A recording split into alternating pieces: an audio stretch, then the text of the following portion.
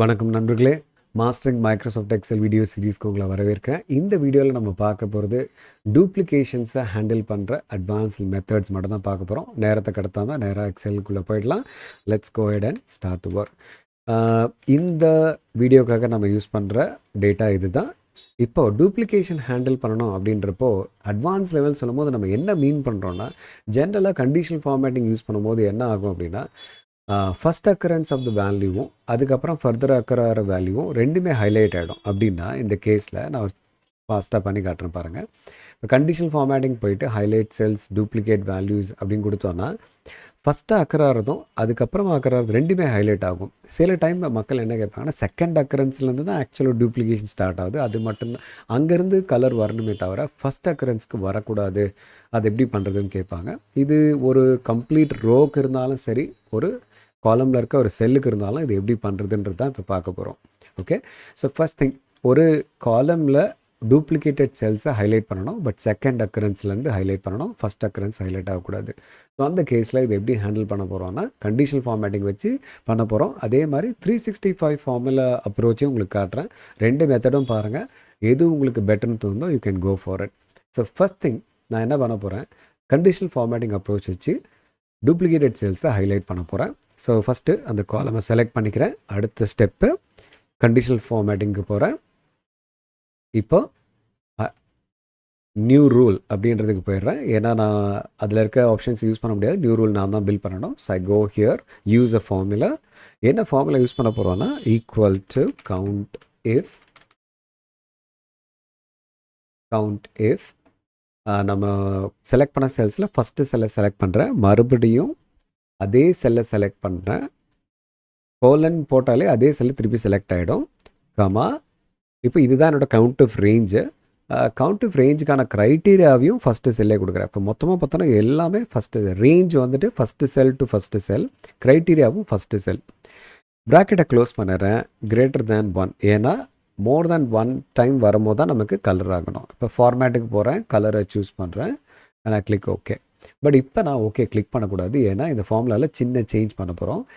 இந்த க்ரைட்டீரியாவில் இருக்கிற dollar சைனில் row நம்பருக்கு முன்னாடி இருக்கிற டாலர் சைனை டெலீட் பண்ணுறேன். அதே மாதிரி ரேஞ்சில் இருக்கிற ஒன் ஆஃப் த செல்லில் ரோ நம்பருக்கு முன்னாடி இருக்கிற அந்த டாலர் சைனை ரிமூவ் பண்ணிடுறேன்.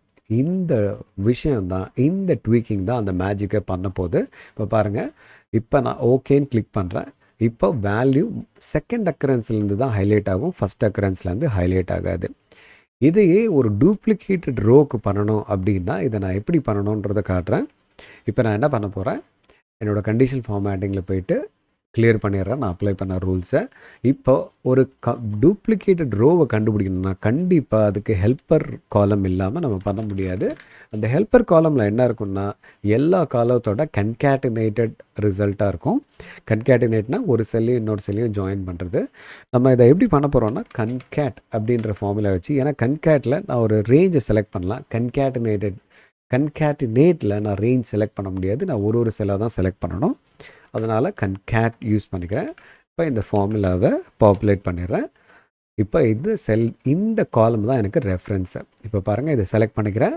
கலர் பண்ண வேண்டிய ஏரியா இது தான், பட் ரெஃபரன்ஸ் எடுத்து பண்ண வேண்டியது இந்த ஹெல்ப்பர் காலம்.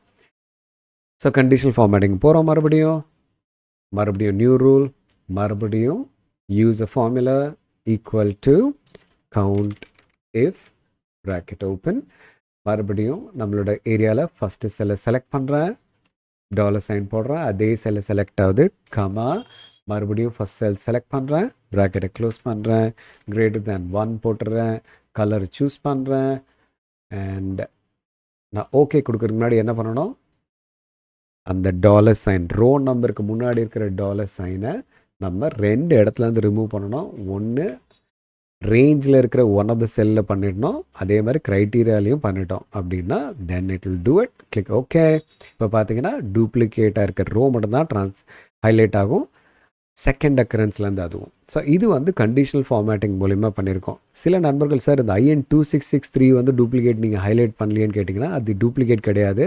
ஏன்னா அமௌண்ட் வேறு. பார்த்தீங்கன்னா இங்கே 28,261, இங்கே 28,802. So they are not duplicate, they are different. சரி, இப்போ வந்து நம்ம பார்த்தது கண்டிஷனல் ஃபார்மேட்டிங் மூலயமா. 365ல டூப்ளிகேஷன் ஹேண்டில் பண்ணால் என்னென்ன ஃபார்முலாஸ் கொடுத்துருக்காங்கன்னா, யூனிக்கான வேல்யூஸை கொண்டு வரணும் அப்படின்னா யூனிக் யூஸ் பண்ணிக்கலாம். மறுபடியும் நம்ம டிஸ்கஸ் பண்ணுறது ஒரு காலமில் இருக்க யூனிக் செல்ஸை மட்டும் எப்படி எடுத்துன்னு வர்றது, ஒரு காலமில் டூப்ளிகேட் ஆகிருக்கிற செல்ஸை மட்டும் எப்படி எடுத்துன்னு வர்றது.